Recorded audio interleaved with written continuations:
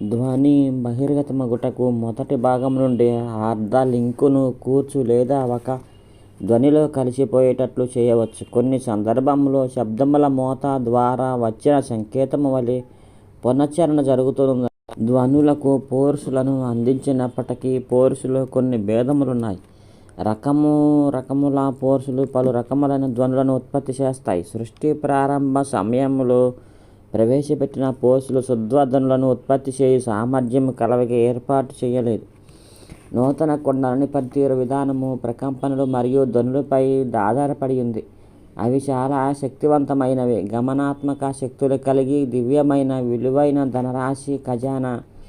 నూతన యుగ మార్గమందు నాడీ రూప శబ్ద ధ్వనిని ఉపయోగించుట ఒక ప్రత్యేక లక్షణం.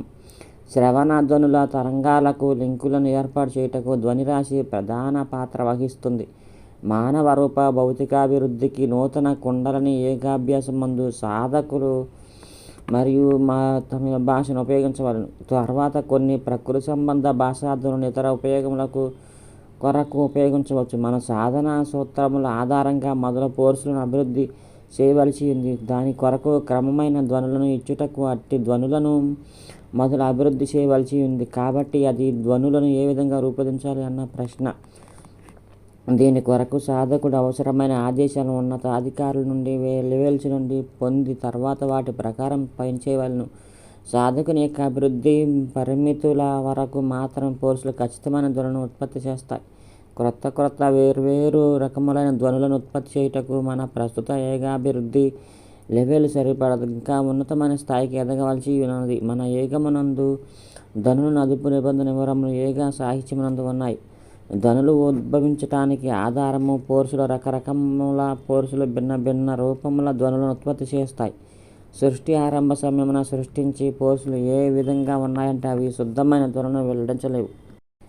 ఇవి వినటానికి ఇంపు లేని విధంగా కఠోరమైన రీతిలో బాధ కలిగించి ధోరణితో మిళితమై ఉంటాయి. ఇవి మృదువైనవి కావు. ఇవి విభజనకమైనవి, అనాగరికమైనవిగా, ప్రబలమైనవిగా, కర్కశ ధ్వని మిశ్రమతో ఉండేవి.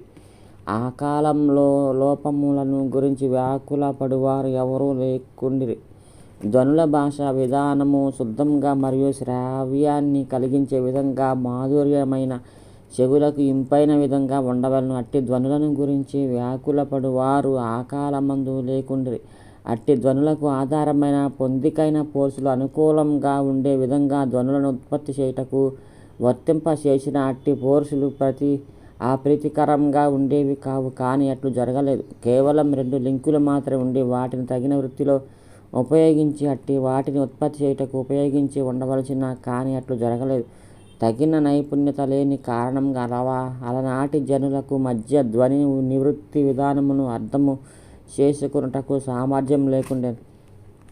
వాస్తవముగా ఈ పోర్సు 2 భాగముగా ఏ పద్ధతిలో తమ పనితీరులను నిర్వర్తించుకున్నవో తెలుసుకున్నటకు ఆసక్తికరంగా ఉంటుంది. నాదమే శబ్ద బ్రహ్మము. ఇది అక్షరమైన పరమనాదము. మూలాధారమును పొందిన శక్తి స్వాధారమైనది. బిందు రూపిణి నుండి నాదము బయలుదేరుతుంది. సూక్ష్మబీజం నుండి అంకురము వలె పుట్టును. పశ్యంతి నాదము యొక్క శబ్దంతో యోగులకు విశ్వమును దర్శించే శక్తి లభిస్తుంది. దీనికే పశ్యంతి అని పేరు. హృదయమందు మేఘగర్జన వంటి శబ్దము వినవచ్చు. దీనికే మధ్యమానాదం అని పేరు. వైఖరి సర్వము ఇది ప్రసిద్ధమైనది. ఆకారములు గల అక్షరములు కలుగుతాయి. అక్షరముల నుండి పదములు, పదముల నుండి వాక్యములు పుట్టును. మంత్రములు శాస్త్రము వాక్యాత్మకములే. పురాణములు కావ్యములు భాషలు వాక్యాత్మలే. సప్త స్వరములు గాథలు నాదముల వలన పుట్టినవే.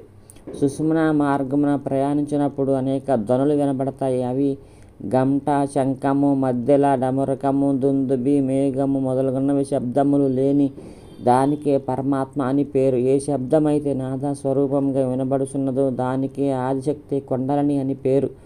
నాదానుసంధానమును రహస్య విద్యను కుండలిని యోగ గురువుల నుండి నేర్చుకొనవలను.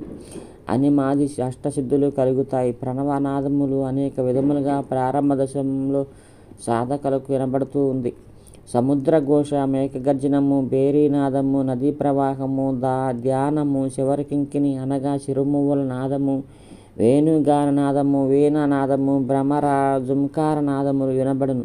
నాదములు 10 రకములు. అవి ఒకటి చించిని చించిని ఘంటానాదము, శంఖానాదము, వీణానాదము, తాళనాదము, వేణునాదము, బేరీనాదము, మృదంగనాదము, మేఘనాదము.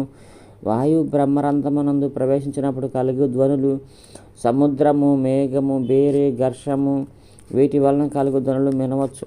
నాదము బ్రహ్మరంధ్రమందు స్థిరపడినప్పుడు కలుగు నాదములు మధ్యల శంఖము, ఘంట, కహాలము అను వాటి నుండి పుట్టిన శబ్దముల వంటి నాదములు వినవచ్చు. ప్రాణము బ్రహ్మరంధ్రమునందు మిగుల స్థిరమైనప్పుడు కలుగు నాదములు కింకిణ, వేణు, వీణ, భ్రమరము, కుండలని ఓం శబ్దము.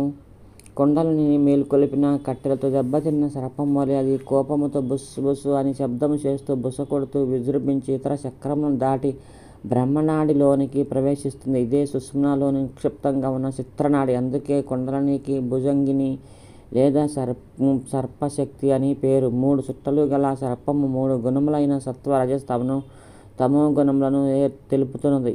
ఇదే ప్రకృతి. 4వ భాగము వికృతికి సంబంధించినవి, అనగా ప్రకృతిలో రాగల మార్పులు. వీడియో మీకు నచ్చినట్లయితే లైక్ చేయండి, కామెంట్స్ తెలపండి.